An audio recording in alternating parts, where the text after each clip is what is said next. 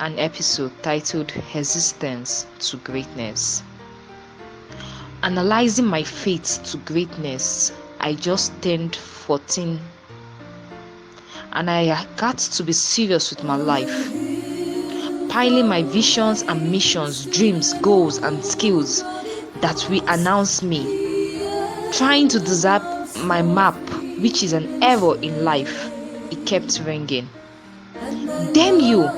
I need no disturbance. I yield. Alas, tired, frustrated and confused. At eventide, I relented in the search of the mysteries of my life. I picked the phone up, 13 missed calls, each one for a year. A year like a second to him. It was my dad. He was still calling until the 14th call, which I picked. After I replied, if you're calling about my health, I'm very fine. Or if you're calling about my high school, I'm almost done. P.S. If this is mom, I love you both. Then I hung up. I have been so much talked about independency from books I read lately, and I'm working on it. I kept trying to design the route of my destination, and my phone kept ringing. I was sweating profusely and frustrated as could be, and then I picked up the phone. It was the 14th call. I picked it up, and there came a still small voice like a whisper. I love your son. Read Ephesians 6:1. And then he said, you can flash me when you want to talk. I have been there before you. I designed the map.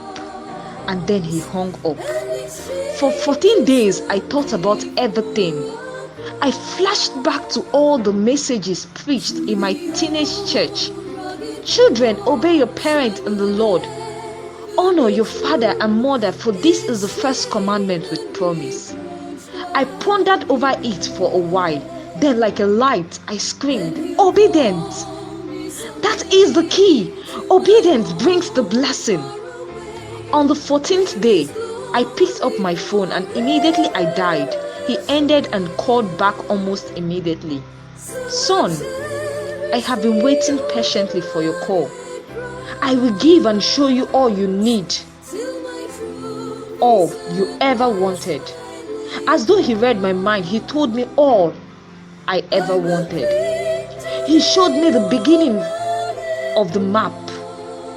He showed me the secret and the mysteries of my life. He showed me the beginning of the design and the end which he designed from the beginning. I screamed, oh no! How can this be? I am only but a youth. I yield. He said, calm down, child. A youth is one at the peak of his strength. I have been calling, but nevertheless, always remember me in the days of your youth, because all except me is vanity. But nevertheless, I will give you strength and help you.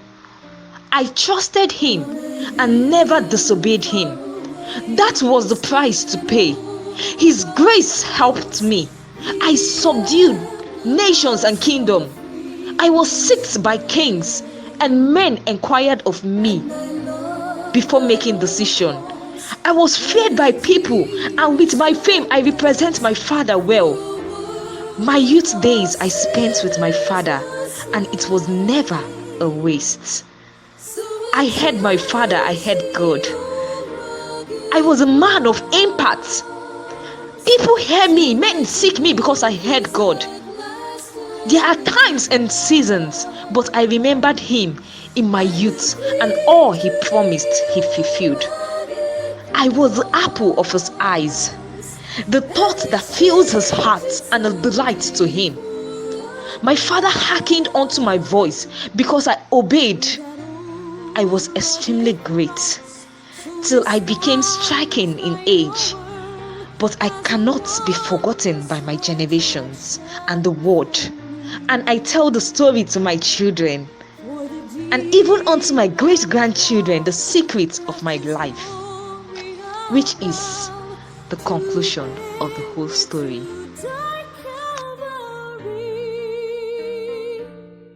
So we'll cherish the